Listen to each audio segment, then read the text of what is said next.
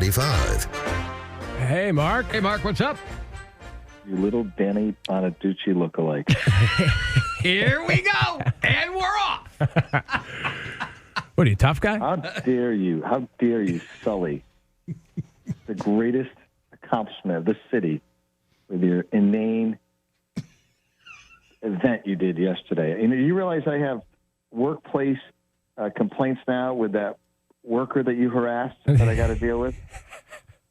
Are you happy? Oh, Pat or Pete? I met them both. They both love me. And take that loser survey down that you're like constantly scrolling back on and voting for yourself. I know these games, okay? You can't get past me. The poll question is up right now on my Instagram page. We'll check the I-95 statistics in a minute, but I will tell you. 76. Ooh, that's original. Two people. The question was, who did a better speech yesterday for the Uncle Sam statue dedication? And I'm winning 78-22.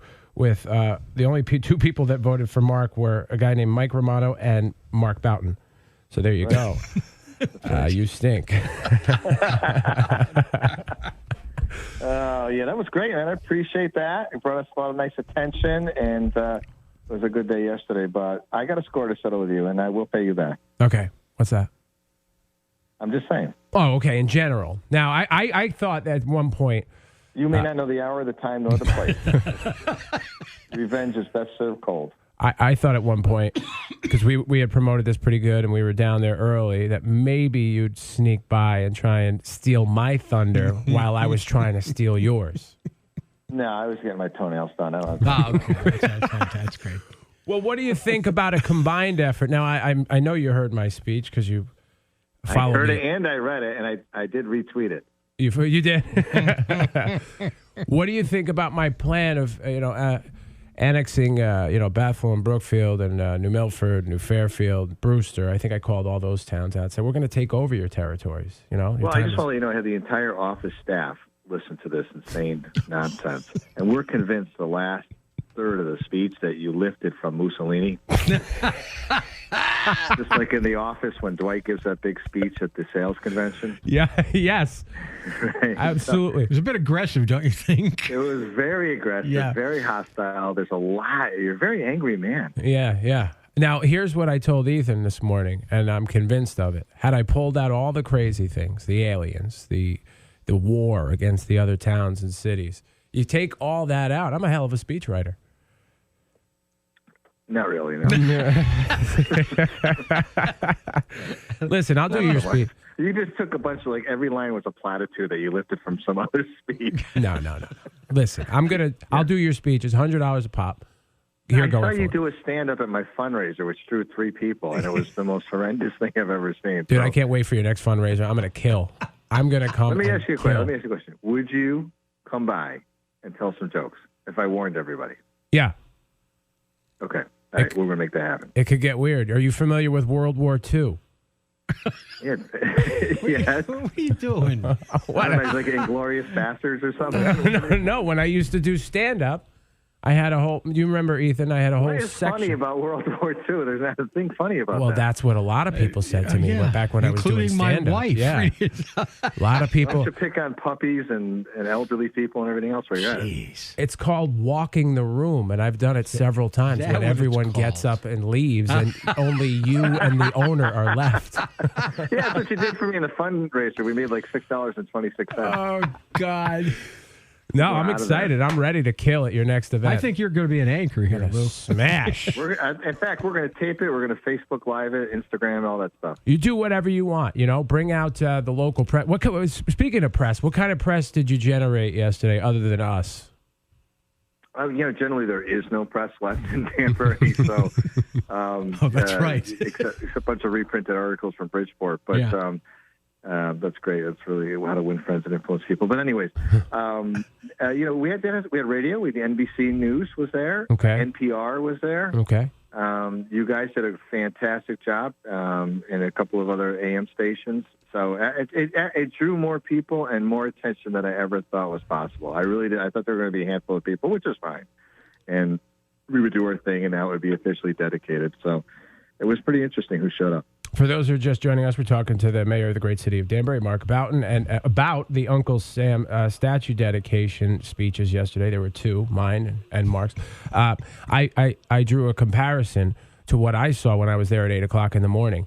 And basically, the work that was being done, Cuba, the resources Obama. that you dedicated to this were absurd. Okay? We're doing general maintenance. Stop. Yeah, it was Obama in Cuba. Repaving, rebuilding structures, all for a photo They op. cleaned it up a little bit. What's the big deal? Imported roses from wherever. I know. I spent $6,000 on flowers. What else is going on? Enough about the Uncle Sam thing. Tell me what's going on. We're going to maybe run into you down at City Center tonight. I'll be down there broadcasting live. Yeah. Mighty Plowboys, Summer in the City concert. Yes, Dolores and I are going to the Plowboys. Good. Look at this. Yeah. What time are you going to be there? I hope to get there early. You know, I'm bringing my wife with me though, so that means I'll probably be there after the broadcast. Good. I like your wife. I don't like you so much, but I like your wife. He'll be there at 9. That's right. Cool pond's good for you. So yeah, we're going to be there. Big fan of the Mighty Plowboys. They're awesome. And you know, anytime they're around, if I'm available, I try to check them out. I thoroughly enjoy their music. Good guys. Yeah, absolutely. Let's see here. Anything else going on? Mama Bear and Cubs spied in Danbury Park. Terry Wild. I got to tell you, I wrote a blog about that. The mom, I can't forget about that.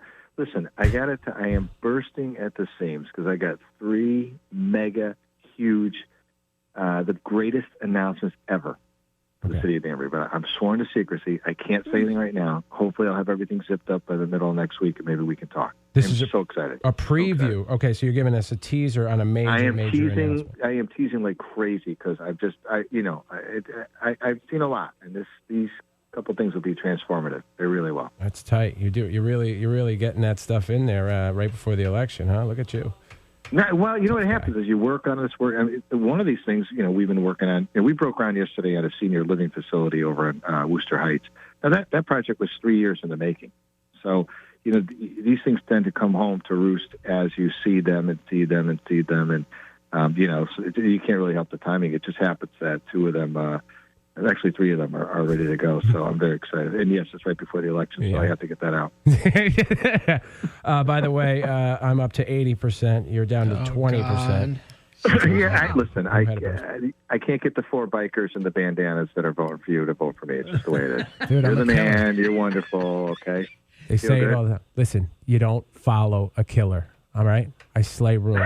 That's what Jerry Lee Lewis said. You had to follow me yesterday, and I feel bad for you. Yeah. Well, I'm Johnny Cash. I've got to go through my trials and turmoils before I can get to the top. All right, so you're just going to go marry a 14-year-old cousin.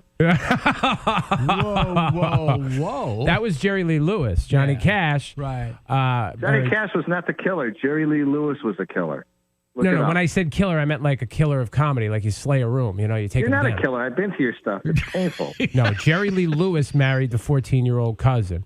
Yes, he did. And Johnny Cash married June Carter, who was about his age, and you know, she basically saved his life. Look at that. Thank God we got those stories straight. That's right, buddy. Okay, here's the deal. You got to have all that stuff ready next week because we're on vacation the following week. All right, we may have to wait till. Can we come back the week after that when you guys come back from vacation? Oh, we can.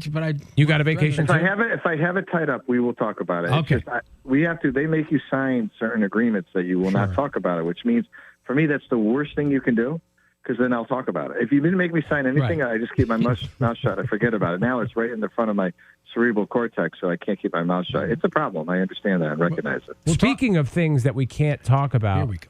Aren't we doing a project with you soon? We are. Cool stuff. Very excited about it. I'm excited about it. Very excited. But I have to tell you, I was incredibly impressed by what you did yesterday. I didn't understand the alien in the background. I just didn't get it. And I just laughed. We laughed all day in the office. It was really good. So Thank you. So either way, we'll talk to you next week, whether you have that information. So we're going to talk next week. Yeah. Let's see how we can do on that. And then I'm working. I'm doing the people's business. I hear you, brother. So are we. See you tonight at Summer in the City. It's going to be a star-studded affair. Mighty Plowboys, baby. Looking forward to it. Don't say hi to me too much and don't embarrass me. I plan on ignoring you now. Thank you, sir. Danbury Mayor Mark Boughton. Talk to you later. All right. Love you. It's Bye-bye. 8:30.